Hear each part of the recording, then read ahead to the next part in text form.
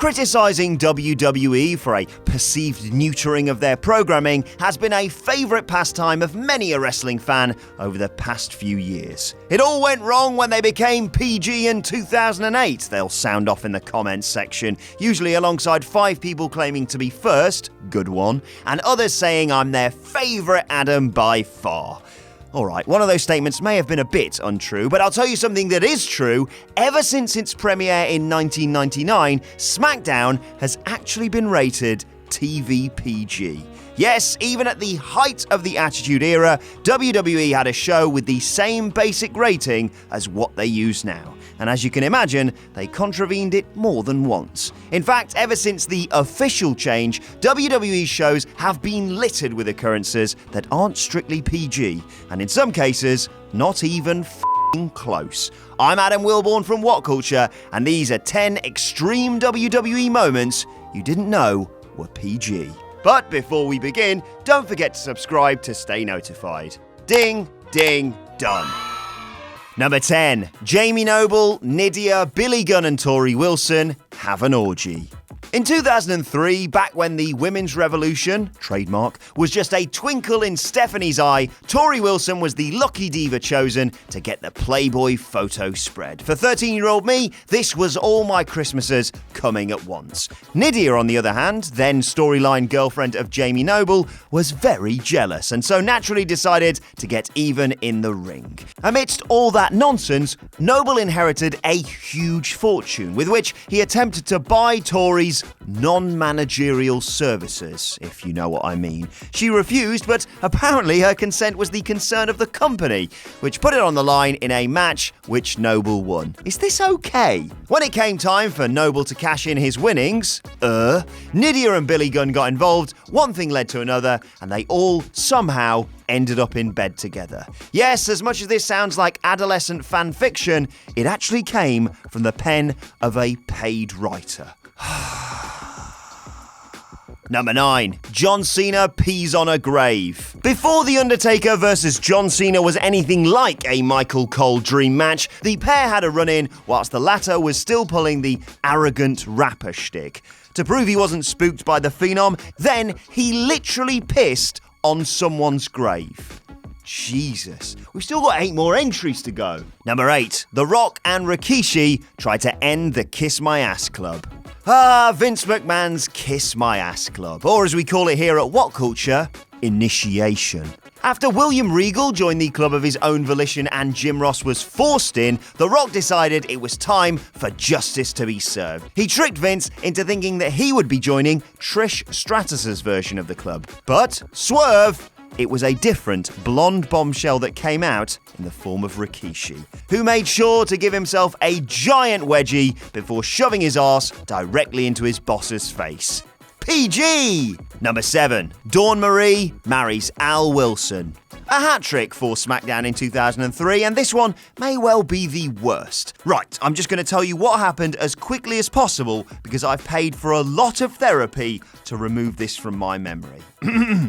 For months, Dawn Marie seduced Tori Wilson's real-life father Al, hoping to blackmail Tori for sexual favours in return for ending the tryst with her dad. Eventually, during their televised wedding, of course, Dawn Marie demanded that she and Al undress together as they commit their lives to each other, and Al looked particularly up for the angle. This actually happened on primetime network TV. The eventual Tori Dawn seduction was saved for pay-per-view, and Al died on the honeymoon from too much sex. Number 6. Randy Orton lays out and kisses Stephanie McMahon.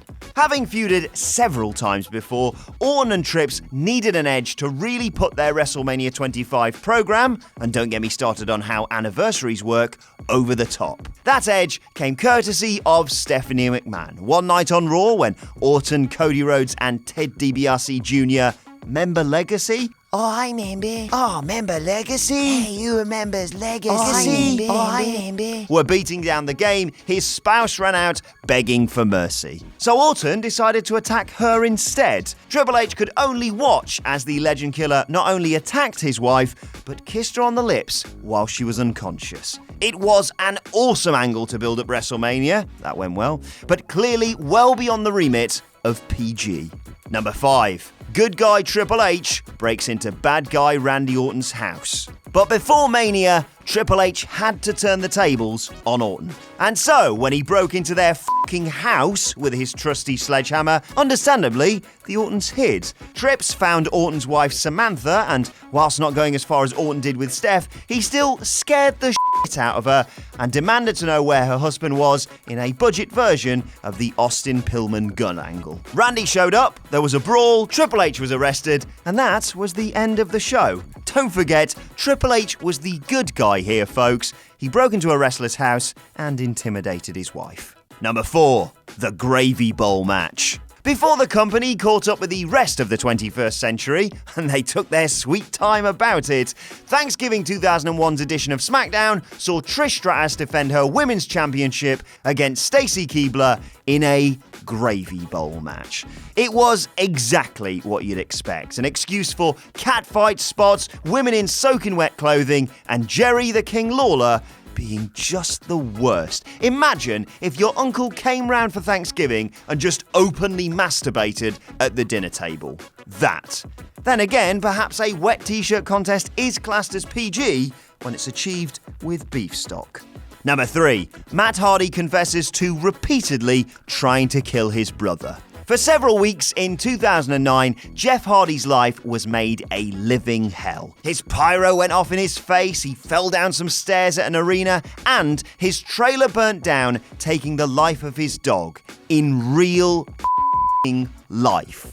In storyline, someone had it in for him, and it turned out it was his brother Matt behind it all. The sinister sibling turned on Jeff, cost him a title match, and gleefully took credit for all the ill happenings afflicting his bro, even flashing the dog's collar, the sick puppy. Despite confessing to all of this in front of millions on TV, Matt wasn't arrested for arson or attempted murder or anything. Then again, it's not like anyone else has been arrested on WWE. Oh. Number 2. John Cena versus The Rock.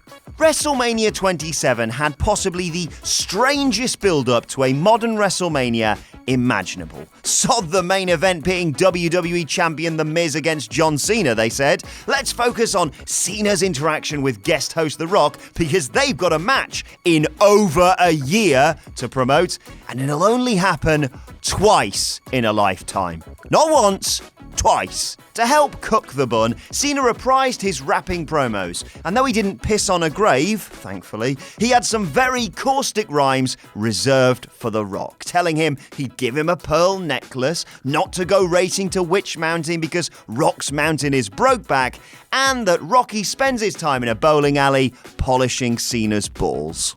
Lovely. WWE, meanwhile, had just started working with GLAAD on anti-bullying programs, like Be a Star. Hi JBL, you massive bellend. And the group weren't thrilled to see the supposed top goodie cutting such homophobic promos.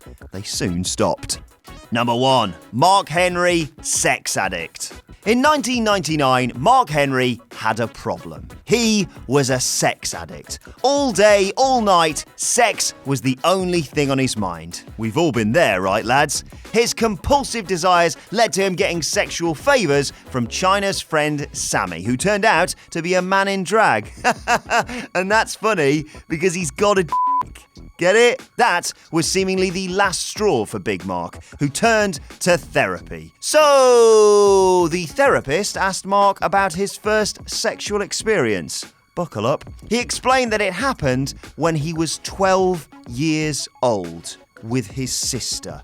The horrified shrink dared further ask when he last had sex with his sister. The day before yesterday, admitted Henry. To recap, in a comedy segment on TV PG-rated SmackDown, Mark Henry admitted to having an incestuous relationship with his sister spanning over 15 years. Honest, I mean, I can't... Seriously, WWE? Gosh, can you believe that person said that about that particular video on that entry? I sure can't. But you should like, share and subscribe below anyway. And also, the people who made this video, they're right here. Go follow them and give them some love.